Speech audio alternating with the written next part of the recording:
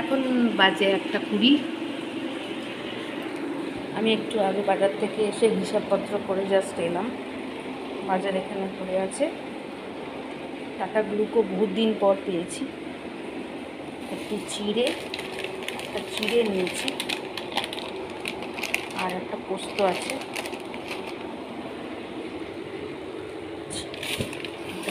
আজকে খুব একটা গ্রসারি করা হয়নি, এতগুলো টাটা গ্লুকো নেওয়া হয়েছে। এখানে মাছটা ভাজতে বসেছে, এখানে ভাত আছে,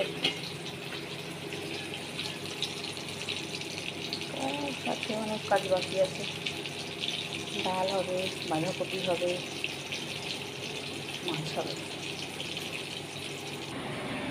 আজকের বাজার বলতে একটু কুমড়ো, একটা কাঁচকলা, একটু বরবটি, চিচিঙ্গে, বাঁধাকপি, বেগুন, আর কিন্তু বেগুন, আলু, পেঁয়াজ, ডিম, আর এখানে একটু আপেল আর কলা,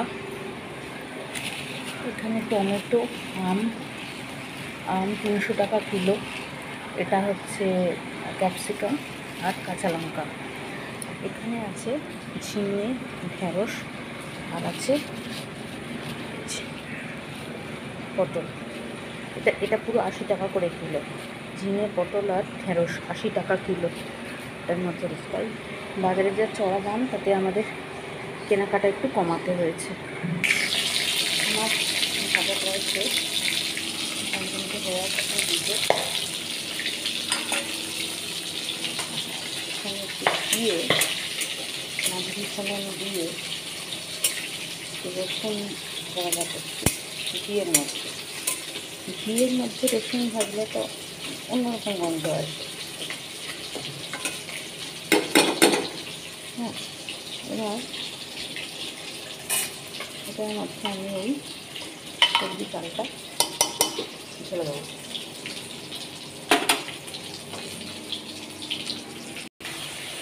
এটা হচ্ছে ডালটা, সবজি ডাল।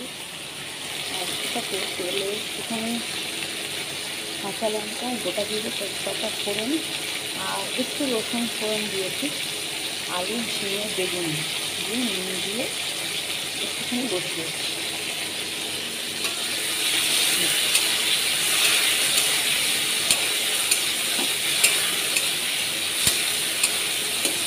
এতে এবারে রোজের যে মশলা, এই মশলাটা দিয়ে আমি গরম জল দিয়ে দেবো।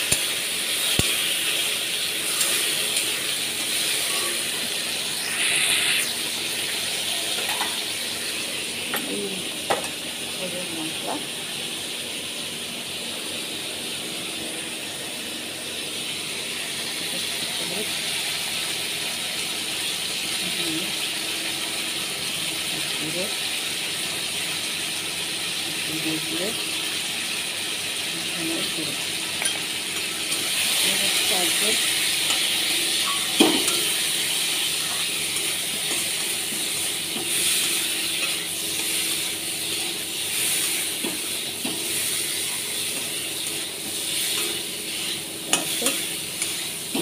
এবার ওটাতে একটু গরম জল ফেলবো, দিয়ে এই মাছগুলো দিয়ে দেবো। ধনে পাতা একটু আমি তো ভুলিনি।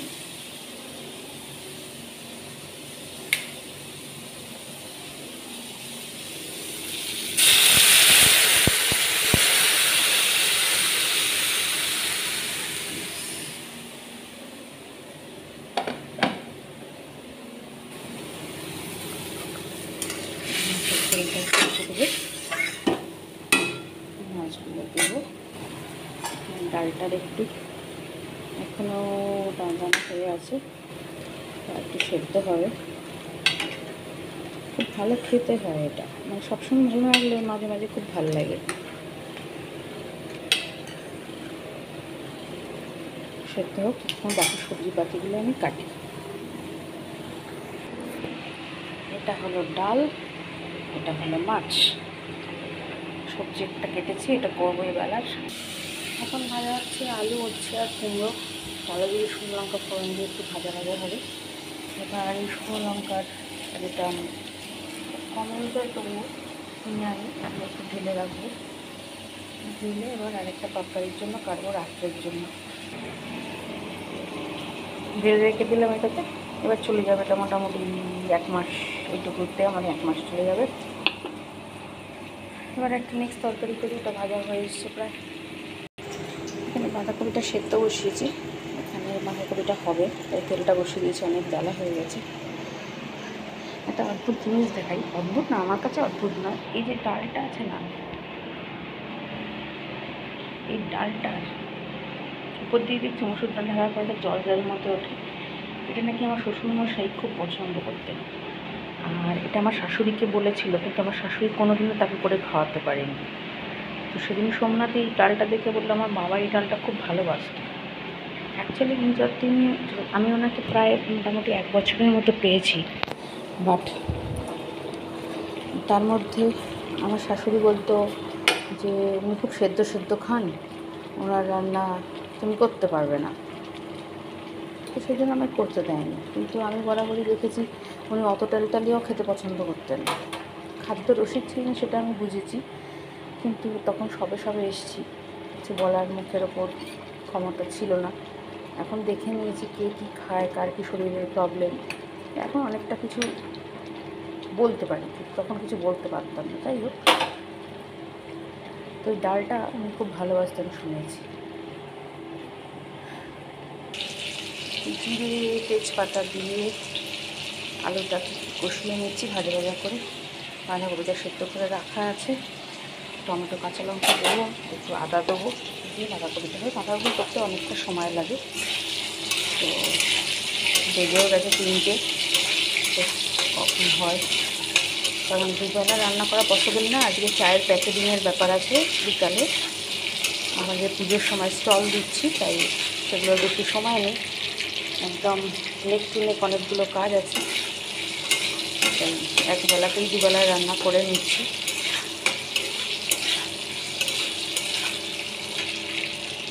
এবার বাঁধাকপিগুলো দিয়ে দেবো। বাঁধাকপির মধ্যে সেদ্ধ বাঁধাকপিটা দিয়ে দিয়েছি, এর মধ্যে তোমার টমেটো কাঁচা লঙ্কা দিয়ে দিয়েছি, একটু হালকা নেড়ে নিয়ে তারপর আদা বাটাটা দিয়ে দেবো।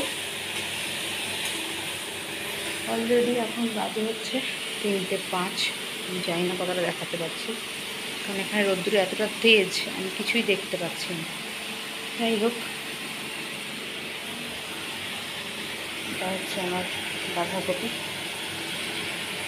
এবার এখানে যা ছড়িয়ে ছিটিয়ে আছে এগুলো সব একটু পরিষ্কার করবো, তারপর বাসন মাজবো, ওখানে বাজার করে আছে ওগুলো ফ্রিজে তুলবো, টেবিলটা ওখানে সাফ করবো।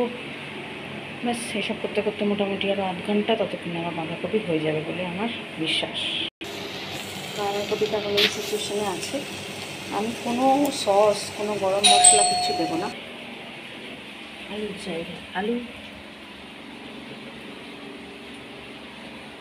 পেঁয়াজ,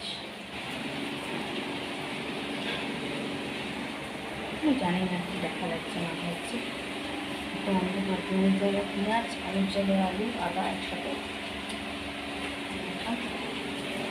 বাঁধাকপি এই সিচুয়েশনে আছে, আর কিছুক্ষণ নেই, তবে কোনো গরম মশলা বা ঘি কিছু ফেলবো না, জাস্ট এরকম, আর 5-6 মিনিট কষলেই হয়ে যাবে।